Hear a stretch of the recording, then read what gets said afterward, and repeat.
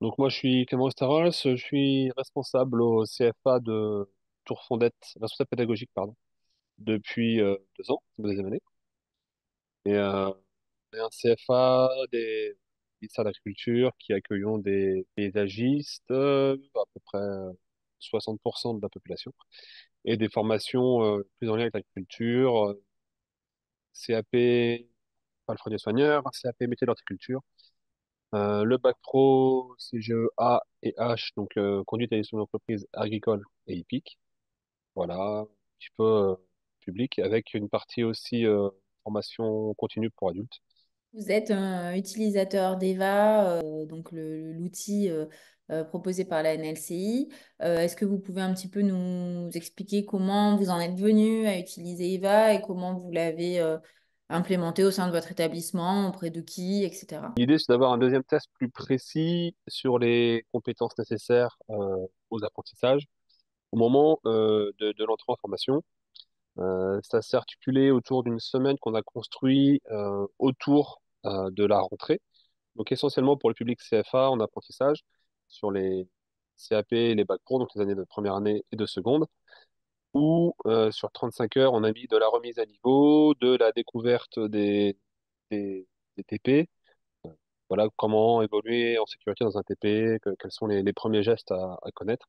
Et cette évaluation, l'idée c'est de pouvoir détecter les élèves qui sont très à l'aise, qui auront besoin d'aménagement, individualisant un petit peu les parcours, supplément certains cours de matière générale, des choses comme ça, et ceux qui ont des difficultés, qui vont avoir besoin d'un soutien et d'un appui au cours de la formation. Il y avait vraiment une demande de détecter ça parce que les collègues ont l'impression d'avoir affaire à de plus en plus d'apprentis en difficulté, sans forcément avoir tous les moyens pour intervenir ou pour savoir quels sont les leviers, quoi, tout simplement. Donc, ils sont effectivement en demande d'avoir plus d'informations, plus de retours. Ouais. Ou plutôt, quoi, j'imagine aussi, pour être un peu pour Mm. pouvoir un petit peu anticiper. Bah, disons que enfin, plus on met de temps à détecter, plus l'apprenti prend du retard. Et en plus, ça peut parfois créer des situations conflictuelles où on a l'impression qu'on est face à un apprenant qui n'a pas envie, alors que on en a parfois qui ne voyaient pas le tableau, quoi. Il y a des apprentis qui avaient des grosses difficultés visuelles. C'est pas du tout la même relation quand on sait ça, quoi. D'accord. Et du coup, avant Eva, vous repériez pas forcément ces difficultés. Vous aviez pas vous aviez cette semaine déjà. Non, non, non, c'est tout Non. nouveau. Oui, donc ça s'est en fait intégré. Eva s'est intégré dans ce remaniement un petit peu de votre rentrée, quoi. C'est En ça. quelque Il sorte. y a un besoin qui a émergé, premièrement parce qu'on accueille de plus en plus de public. Il y a à peu près 25% de plus d'apprentis qu'il y a 5 ans. Et, on s'est aperçu aussi qu'il y avait pas mal de publics en difficulté, que ce soit des publics 10 ou, simplement des difficultés scolaires qu'on détectait très tardivement au niveau du premier conseil de classe qui peut avoir lieu pour certains groupes début février.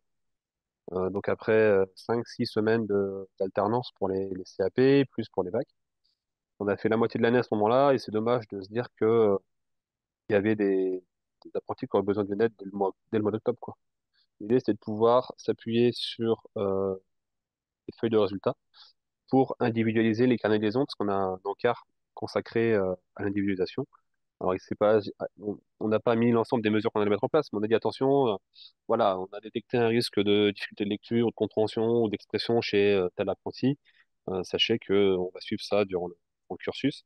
Et ces documents-là sont signés par la famille et le maître d'apprentissage, donc ça permettait d'avoir très très tôt déjà une alerte. Et comment vous vous adaptez donc du coup quand il y a des difficultés avec les compétences de base qui sont repérées. Donc il y a effectivement cette semaine là dont vous parliez où il y a déjà des éléments de remise à niveau. Et après, est-ce qu'il y a d'autres choses qui sont faites quand des difficultés sont repérées? Oui, alors on a mis en place depuis cette année un groupe qui n'a pas encore sa forme définitive. On essaie de voir qui collabore pour être efficace, mais qui comprend comme animatrice du groupe une enseignante qui est à la fois chargée du lien avec les maisons du handicap, qui a des missions d'accompagnement à la VAE, qui a toute une culture sur le sujet des méthodes d'apprentissage, donc qui est assez expérimentée et qui a une vision à la fois de difficultés scolaires avec un profil classique ou difficulté avec des besoins d'aménagement.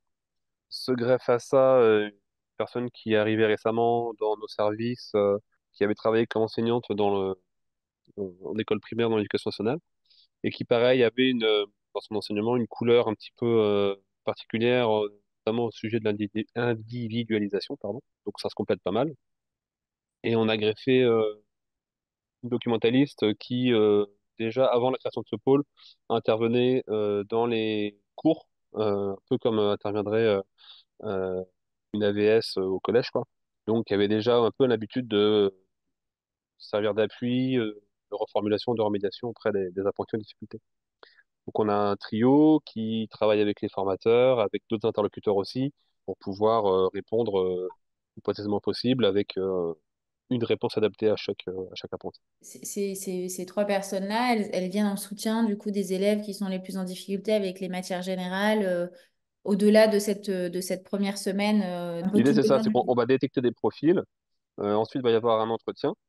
Alors, soit parce que l'apprenti a déjà des aménagements liés à la maison du handicap, à la MDPH sur ces années précédentes. Donc, on va voilà, refaire la mise au point, la mise à jour.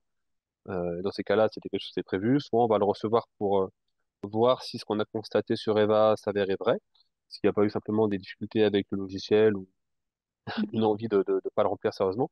Et ensuite, on va voir comment est-ce qu'on va intervenir. Est-ce que on va mettre ponctuellement de la remédiation? Est-ce que c'est un besoin de méthode? Est-ce qu'on va plutôt être sur des interventions ponctuelles toutes les semaines? Euh, qui est-ce qu'on va faire jouer? Est-ce qu'on fait jouer des ressources internes ou une association avec laquelle on travaille? Voilà. Et à chaque D'accord. fois, c'est du cas par cas parce qu'on a les apprentis une semaine sur trois, une semaine sur quatre parfois, parce que les collègues ne sont pas tous toujours dispo avec les emplois du temps de chacun.